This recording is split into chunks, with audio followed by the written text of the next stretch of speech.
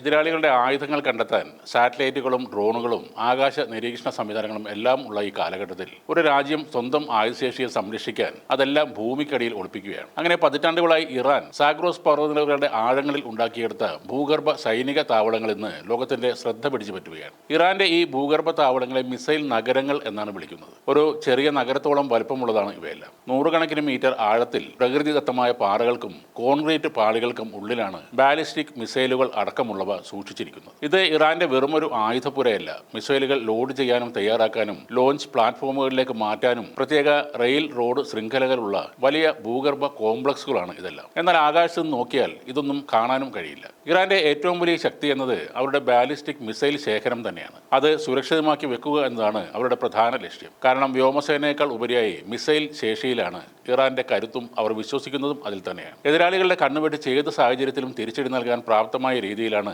Iran തങ്ങളുടെ missile സംരക്ഷണ കേന്ദ്രങ്ങളും ലോഞ്ച് സംവിധാനങ്ങളും സജ്ജമാക്കി വെച്ചിരിക്കുന്നത്. ഭൂമിയുടെ അടിയിൽ അവർ നിർമ്മിച്ച ഈ അത്യാധുനികമായ കോട്ടകൾ തന്നെയാണ് ഇറാന്റെ ഏറ്റവും പ്രധാനപ്പെട്ട പ്രതിരോധ കവചം. പെട്ടെന്ന് തകരാത്ത വിധത്തിലാണ് ഇതിന്റെ നിർമ്മാണം. സാധാരണ വ്യോമാക്രമണങ്ങളിൽ ഉപയോഗിക്കുന്ന ബോംബുകൾ മണ്ണിലോ പാറയിലോ തട്ടുമ്പോൾ ഉടനെ പൊട്ടിത്തെറിച്ച് ഉപരിതലത്തിൽ മാത്രമാണ് നാശമുണ്ടാക്കുന്നത്. ഇറാന്റെ ഈ മിസൈൽ നഗരങ്ങൾക്ക് കട്ടിയുള്ള പാറകൾ, കോൺക്രീറ്റ് പാളികൾ, പല പാളികളായി നിർമ്മിച്ച തുരങ്ക സംവിധാനങ്ങൾ എന്നിങ്ങനെ ശക്തമായ സുരക്ഷാ കവചങ്ങളുണ്ട്. സാധാരണ ബോംബ് ആക്രമണത്തിൽ ഇതൊന്നും തകരില്ല. ഇങ്ങനെയുള്ള ഭൂഗർഭ കേന്ദ്രങ്ങൾ തകർക്കാൻ അമേരിക്കൻ സൈന്യം ഉപയോഗിക്കുന്ന പ്രധാന ആയുധമാണ് GBU-57. അത് അമേരിക്കയുടെ ഏറ്റവും വലിയ ആണവേതര ബങ്കർ ബസ്റ്റർ ബോംബാണ്. ഏകദേശം 13,000-ലധികം കിലോഗ്രാം ഭാരമുള്ളതാണ് ഈ മാരകമായ ബോംബ്. ഈ ബോംബിന്റെ യഥാർത്ഥ ശക്തി ഭൂമിയുടെ ഉള്ളിലേക്ക് തുരന്നു പോകാനുള്ളതിന്റെ കഴിവാണ്. സാധാരണ ബോംബിനെ പോലെ ഇത് ആദ്യമേ പൊട്ടിത്തെറിക്കില്ല. ഭൂമി തുളച്ചു കയറി ലക്ഷ്യസ്ഥാനത്ത് എത്തിയ ശേഷമാണ് ഇത് സ്ഫോടനം നടത്തുന്നത്. അതീവ കട്ടിയുള്ള സ്റ്റീൽ അലോയ് ഉപയോഗിച്ചാണ് ഈ ബോംബിന്റെ പുറംചട്ട നിർമ്മിച്ചിരിക്കുന്നത്. ആക്രമണത്തിൽ ആദ്യ ആഘാതത്തിൽ തന്നെ ബോംബ് തകർന്നു പോകാതിരിക്കാനും പാറയും മണ്ണും കോൺക്രീറ്റും പോലെയുള്ള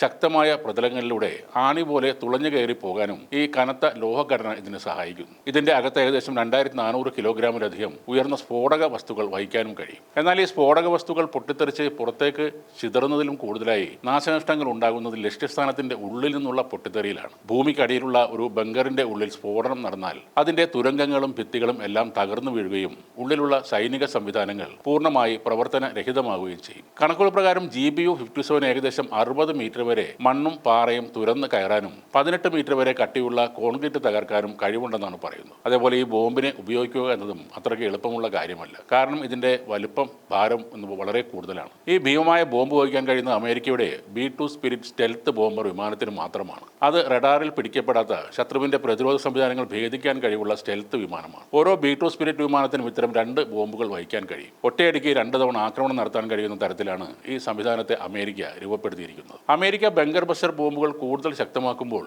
ഇറാൻ കൂടുതൽ ആഴത്തിൽ അവരുടെ തുരങ്കങ്ങൾ കുഴിക്കുകയും കൂടുതൽ ശക്തമായ കോൺക്രീറ്റ് മിശ്രിതങ്ങൾ ഉപയോഗിക്കുകയും ചെയ്യുന്നു. സമീപകാല ഉപഗ്രഹ ചിത്രങ്ങൾ പറയുന്നത് ഇറാനിൽ പുതിയ തുരങ്കങ്ങൾ കൂടുതൽ ഭൂമിക്കടിയിൽ നിർമ്മിക്കപ്പെടുന്നു എന്നാണ്. ഇറാൻ അവരുടെ മിസൈൽ നഗരങ്ങൾ കൂടുതൽ സുരക്ഷിതമാക്കാനുള്ള വഴികൾ തേടിക്കൊണ്ടിരിക്കുകയാണ്. ആകാശത്തും കടലിലും കരയിലുമായിരുന്നു ഇന്നേ വരെയുള്ള വലിയ യുദ്ധങ്ങളൊക്കെ നടന്നത്. എന്നാൽ അതിപ്പോൾ ഭൂമിയുടെ അടിയിലേക്കും എത്തുകയാണ്.